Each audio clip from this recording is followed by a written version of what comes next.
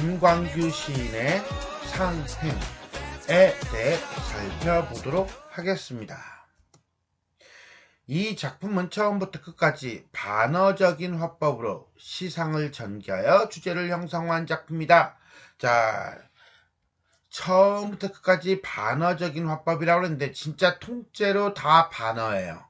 그래서 시를 읽을 때는 어떻게 읽는다? 거꾸로 읽어라. 정 안 되면 시를 그냥 뒤집어 놓고 읽어라 라고 해도 됩니다. 이 시의 화자는 표면적으로 작중청자로 설정된 소시민 또는 중상층의 인물을 향하여 농민과 서민의 삶에 관심을 가지지 말고 편하게 살라고 말한다. 하지만 아까 얘기했죠? 뭐라고? 반어적인 화법이라고. 그러니까 거꾸로 읽어야 되는 거야. 즉 그런 현실에 눈 감고 속물적으로 살아가고 있는 태도를 뭐하고 있는 것이다? 비판하고 있는 것이다 라고 보시면 되겠습니다. 자, 이 시는 한 개의 연으로 되어 있습니다. 그러니까 쭉 이어져 있어요. 근데 너무 길어가지고 이 내용 단락으로 이렇게 끊어놨습니다. 그렇게 보시면 돼요. 자, 전체 읽어보겠습니다. 가을 연기 자욱한 저녁 들판으로 상행열차를 타고 병택을 지나갈 때, 이게 시적 상황이겠네. 그죠? 흔들리는 차창에서 너는, 이때 너가 누굽니까? 청자겠네요. 낯선 얼굴을 발견할지도 모른다.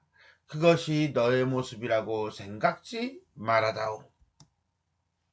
오징어를 씹으며 화투판을 벌이는 낯익은 얼굴들이 네 곁에 있지 않느냐? 황혼 속에 고함치는 원색의 지붕들과 잠자리처럼 파들거리는 TV 안테나들, 흥미있는 주간지를 보며 고개를 끄덕여다오. 농약으로 질식한 풀벌레의 울음 같은, 심야 방송이 잠든 뒤에 전파 소리 같은, 듣기 힘든 소리에 귀 기울이지 말아다오. 확성기마다 울려나오는 힘찬 노래와 고속도로를 달려가는 자동차 소리는 얼마나 경쾌하냐. 예로부터 인생은 여행에 비유되었으니 맥주나 콜라를 마시며 즐거운 여행을 해다오. 되도록 생각을 하지 말아다오. 놀라울 때는 다만 라고 말해다오. 보다 긴 말을 하고 싶으면 침묵해다오. 침묵이 어색할 때는 오랫동안 가문 날씨에 관하여, 아르헨티나의 축구 경기에 관하여, 성장하는 GNP와 증권 시세에 관하여 이야기해다오. 그리고 너를 위하여, 그리고 나를 위하여. 자, 비슷한 문장 구절이 반복되고 있어요. 그죠? 그 다음에 뭐뭐해 다오라고 했지만 우리는 거꾸로 읽으라고 했던 거, 그거 생각하시면 되겠습니다. 자, 그럼 우리가 한행 한 구절 한 구절 살펴보도록 하겠습니다. 가을 연기 자욱한 저녁 들판으로 라고 했는데, 이때 가을 연기할 때 가을, 그 다음에 저녁이라고 하는 거 보니까 어떤 계절적인 배경이나 시간적인 배경을 제시하고 있어요. 근데 그것만으로 끝나는 게 아니라 분위기가 어떻게 해요? 분위기가 되게 쌀쌀하다, 스산하다 정도로 이해하시면 될 것 같아요. 상행열차를 타고, 화자가 있는 공간이죠? 상행열차 공간적 배경이고요. 어떻게 본다면 근대화를 상징한다 라고 볼 수도 있습니다. 평택을 지나갈 때까지, 아까 얘기했죠? 시적 상황을 제시하고 있다. 흔들리는 차창에서 이 차창 안과 차창 밖으로 나뉘어집니다. 나중에는 해가지고 이 차창이라고 하는 것은 화자가 현실에 대한 인식과 반성적 태도를 하게끔 유도하는 매개물이면서, 너는 청장가요? 문득 낯선 얼굴을 발견할지도 모른다. 이때 낯선 얼굴, 내 평소의 모습과는 다른 얼굴이죠. 그건 바로 뭐냐? 문제의식을 가지고 현실을 바라보는 자, 내지는 성찰하는 자를 얘기한다 라고 보시면 돼요. 그것이 너의 모습이라고 생각하지 마라. 다오. 어떤 요구죠. 오케이. 특정한 인식과 행동을 요구한다는 요구라고 보시면 돼요. 결국 이제 너의 모습이라고 생각하지 마라. 다오라고 했지만 그것을 아까 거꾸로 읽으라고 했어요. 이것이 너의 모습이야. 그러니까 제발 좀 생각 좀 해. think baby 이렇게 되는 거죠. 농촌의 현실에 대해 문제의식을 가져 라고 하는 반어적 표현이다 라고 보시면 되겠네요. 자, 이렇게 1행부터 5행까지는요 일상에서 낯설게 다가오는 자아에 대한 자각. 근데 여기서 우리가 낯설게 다가온다는 것은 그러한 자각을 그렇게 많이 하지 않는다 라고 하는 문제의식도 보여줘요. 오징어를 씹으며 화투판을 벌이는 이라고 하는 거 보니까 이건 문제의식을 가지고 있는 거야, 가지고 있지 않은 거야? 가지고 있지 않은 거죠. 현실에 대한 문제의식이 없이 안일한 삶을 살고 있는 일상적이고 속물적인 삶을 살고 있는 모습을 보여주는 낯익은 얼굴들이, 이 낯익은 얼굴이 진짜 낯익어서는 안 되는 얼굴인데 현실에 순응하는 소시민의 모습들이 네 곁에 있지 않느냐. 황혼 속에서 저녁인가 봐요.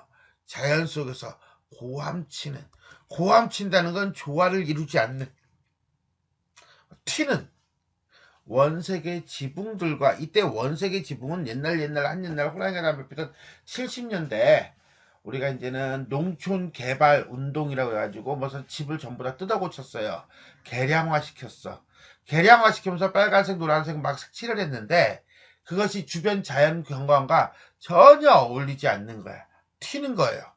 오히려 그래서 이제 개량이라고 하는 걸 통해서 농촌을 어지럽히는 그런 모습을 보여주고 있다라고 보시면 돼요.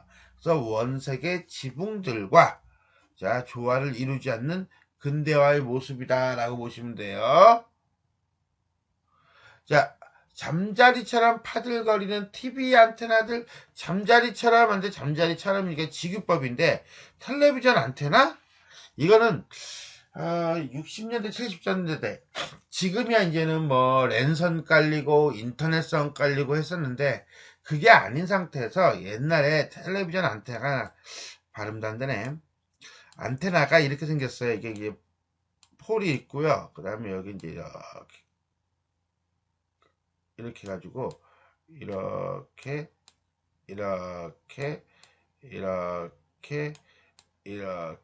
이런 게 이게 TV 안테나였어요. 그래서 이렇게 내가 예전에 어렸을 때는 이게 우리 집에 있는 게 아마 이게 4개짜리였을 거예요. 이렇게. 이게 이제 집집마다 이렇게 이제는 딱 있는 거죠. 요걸 이제 방향을 이게 전파 방향에 따라서 이렇게 바꿔야 돼. 지붕 위에 올라가서. 그러면 이제 이게 싹 바뀌면 잘 나와요. 이러다가 이게 이제 나중에 이제 유선 방송으로 이제 바뀌게 됩니다. 그러면서 이제 안테나들이 사라지죠. 근데 이게 집집마다 있다는 거야. 집집마다 이렇게. 그러니까 집집마다 하면서 이게 두껍지도 않아요. 얇은 이게 파이프 쇠, 알루미늄 쇠 이렇게 여기 이제 막 바람 불면 이제 막 흔들려요. 그럼 진짜 잠자리처럼 생겼어요. 이러한 TV 안테나들이라고 보시면 됩니다. 지울까요? 자, 여기까지 우리는 뭐라고 보면 되냐? 근대화로 인해 고통받는 농촌 내지는 겉모습만 화려한 근대화의 모습을 보여주고 있다. 흥미있는 주간지를 보면 이때 주간지라고 하는 것은 어떤 시사 잡지가 아니라 황색 저널리즘을 얘기하는 겁니다. 그래서 감각적인 쾌락과 흥미를 중시하는 모습, 현실 문제와 동떨어진 내용들의 주간지를 보며 고개를 끄덕여 다오. 한마디로 현실의 문제에 외면해 다오 라고 이해하시면 되겠네요.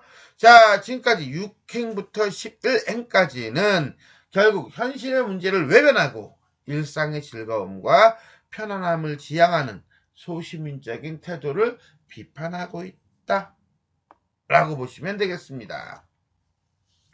농약으로 질식한 풀벌레의 울음소리 같은, 이때 농약이라고 하는 것은 자연이 아니죠. 어떤 산업화 내지는 근대화예요. 그 근대화로 인해서 풀벌레의 울음이 질식을 한대요.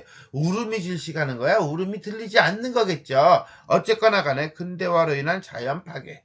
심야 방송이 잠든 뒤에 잠이 들었다라고 하는 것은 뭡니까? 그렇죠. 강제로 꺼진 거죠. 자, 한마디로 말해서 언론이 잠들었다는 거예요. 그래서 언론 탄압이에요. 뒤에 은밀하게 여보세요? 들리세요? 자, 오늘부터 방송을 시작하도록 하겠습니다. 라고 하는 몰래 하는 방송. 한마디로 뭐예요? 은밀하게 전해지는 현실 비판의 소리 같은. 일단 태구법 잡아놓고요. 듣기 힘든 소리에 듣기 힘든 소리 어떤 소리? 질식해서 죽은 풀벌레의 울음소리. 어떤 소리? 전파 소리. 같은 듣기 힘든 소리. 한마디로 뭡니까? 현대사회를 비판하는 소리 내지는 양심을 자극하는 매우 불편한 불편나의 소리. 귀 기울이지 말아다오 라고 하는 건 진짜 귀 기울이지 말아다오야? 아니야. 귀를 기울여다오 라고 얘기하는 겁니다. 확성기마다 새벽정이 울렸네 새아침이 밝았네 라고 하는 힘찬 노래와 고속도로를 달려가는 자동차 소리. 이건 결국 뭡니까? 그렇죠. 근대화죠. 경제성장이죠.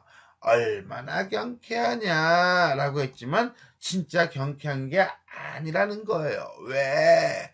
결국은 근대화로 포장된 그럴듯한 현실을 비판하고 있는 거거든요. 허울뿐인 근대화 그 경제성장을 비판하고 있는 거거든요. 왜? 아무리 근대화를 하면 뭐해? 자연이 파괴되고 언론이 탄압이 되고 있다면 그건 좋은 사회가 아니죠.